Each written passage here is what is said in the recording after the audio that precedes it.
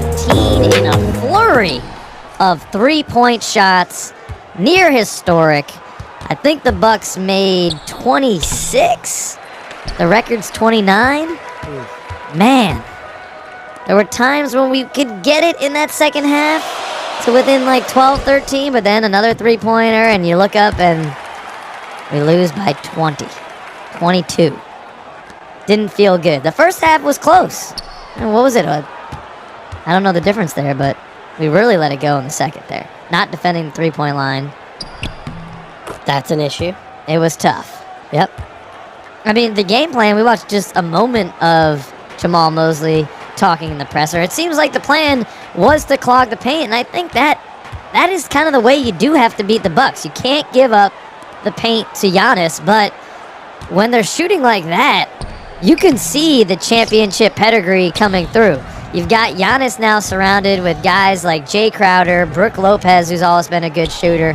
Joe Ingles is now healthy and playing. And you got guys like A.J. Brown, no, not the Bengals wide receiver, a guy from Iowa making threes, Pat Connaughton, kid from Boston. Hate to see that.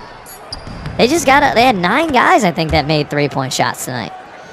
Yeah, as you said, points in the paint, we won 56-38, which seems like that was the game plan. That's great. When you saw that wasn't really doing it, yeah, it's okay to change the game plan. You know, you can make inter-game moves. And I think if I had one criticism of Mosley this year, it's been whatever they do at halftime to prepare for the third quarter is not good. Where our third quarters have been bad all year. That's where, for the most decent part, games get away from us, or vice versa. And if we have a solid third, then we can win that game, or even a break even. Yeah.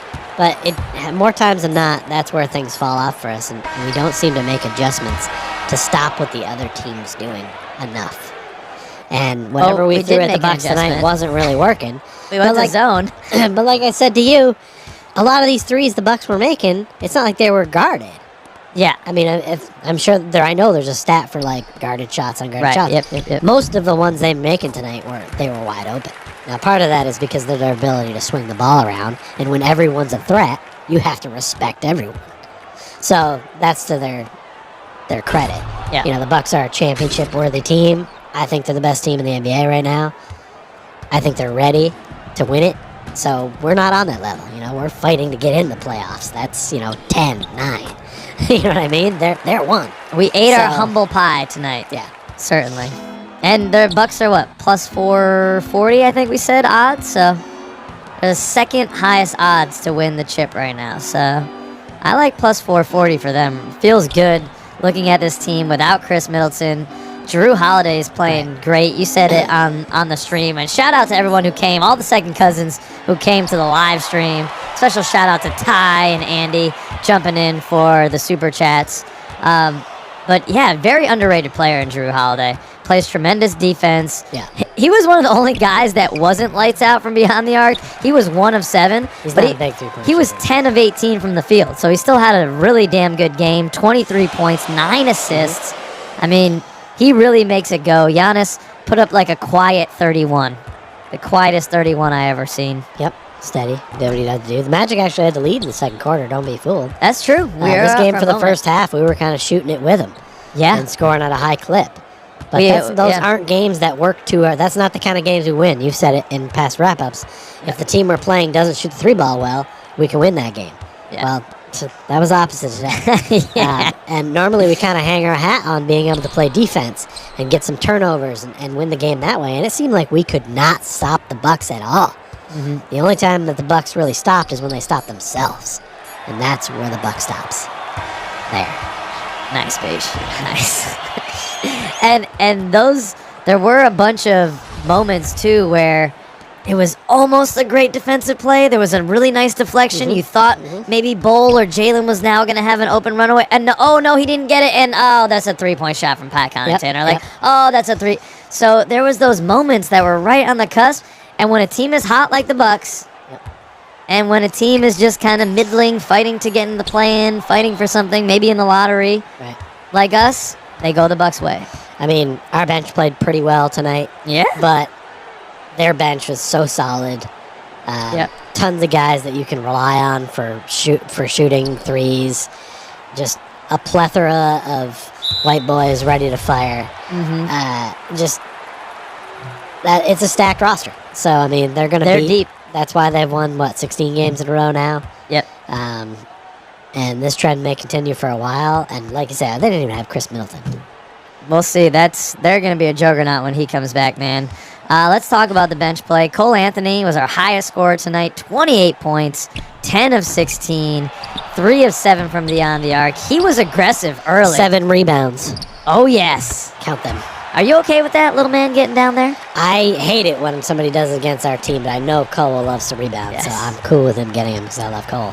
But yeah, when little men rebound, makes you mad. Grinds my gears. I believe we're the same height, actually, in real life. Yeah.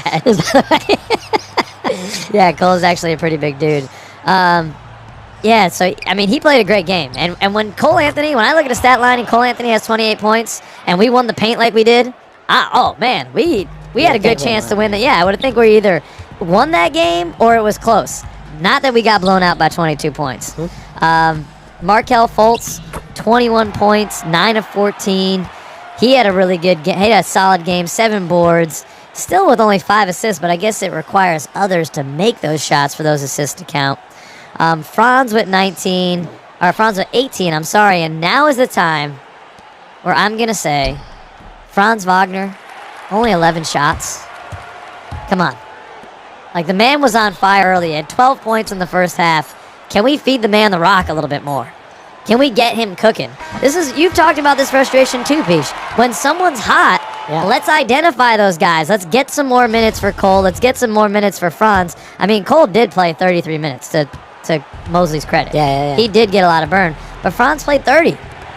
So it's like, let's get Franz more touches when he's playing really well. And that didn't happen. He ends with 18 points of 5 of 11. So that's disappointing to me because of how well Franz started. It looked like he was maybe on his way to another 30-point game against the Bucks, and just kind of ended with that 18. I mean, it just seems like our offense is really too key on being balanced, right? Yeah. That's our thing. I feel like I see these lines a lot. I'll use tonight's as an example. I'm just using the base 4, our starting 4. Paulo, 4 of 13. Wendell, 6 of 13. Markelle, 9 of 14. Franz, 5 of 11. So there's really only 3 behind those other guys. But it's so spread out, right? Like a lot of these other teams, you have 2 star guys getting 20 shots a game. Right. And then draw back a couple from the other dudes. But it seems like we almost have a play set that works to make sure everyone eats. Which is in nice. the 14-15 range, which can work. Yeah. Right? But, like, we kind of want to see if Paulo and Franz are going to hit that next level Star. and be able to hit that star category going forward. And this attack may not always work, especially if we're going to try to bring in another piece that would essentially take the Gary Harris spot in the lineup that can produce it all, right? Because imagine if you have a 5th guy in that lineup taking an additional 10 shots. Yeah, well, tonight Gary only took 4. Right. So, like, and if you have another guy in there who wants to get at least 10, there's not enough shots to go around. So at some point, you have to decide who is the face of your team or what your identity is, instead of it just being, I need to make sure I get 15 from every guy on the team, because that's not going to work to win an NBA championship. It is a nice thought process, right? Because every one of the Bucks probably had 15 points tonight. Yeah. But it can work like that. In the clutch, right, they know who to go to. They're going to Giannis. Yes. They will go to Drew Holiday for a key bucket. Middleton didn't play today, so they wouldn't obviously go to Chris Money Middleton, but otherwise you would. They have those guys that they can go to in the clutch, and look, they're going to shoot the ball more than the other dudes. And then on a day like today where